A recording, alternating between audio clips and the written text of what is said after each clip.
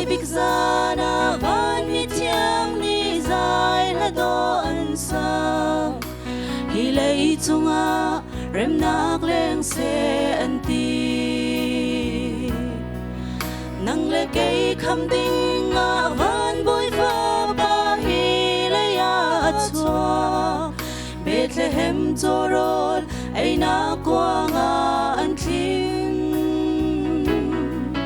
mun sangin na ko la chun na tong khau lai lo toi dor nun ni shin nyang nau te chu gol tua asang big fana ba chen thang cha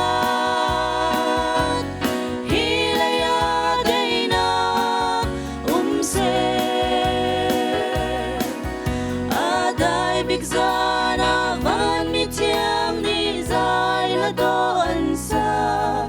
hi balai chunga rem nak leng se an ti si fak mi na si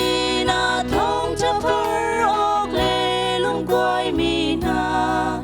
nem oka Gisu krini kara ati saltang mi na chua ok le shem mi luat na pe gok cha shin yang nau sem tu hi le ya hin a chua asang big fana ba chen thang cha hi le ya dei na se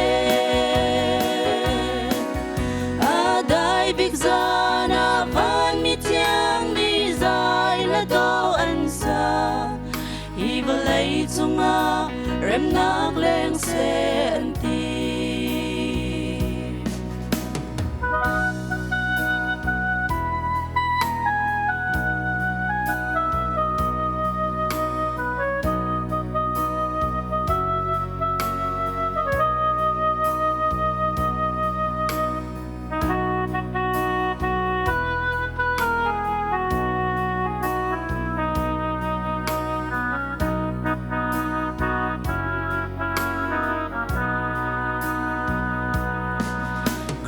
Chua chan sung loi kan lom liao cha na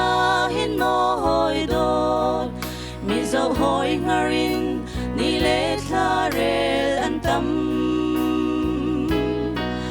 fen ai ni puan le ni tin jing zan chuan rol mu nak cha olok chong si wang in an khap sil la big fana ba chen thang cha hi le ya dei na se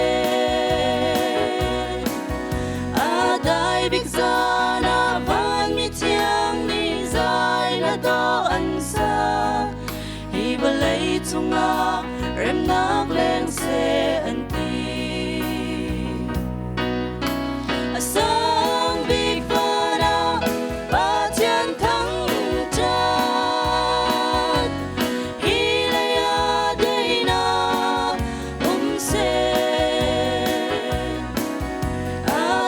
big zana van mi tiang ni zai la do an sa hi balai chunga rem nak leng se an ti hi lei chunga dot nak se an ti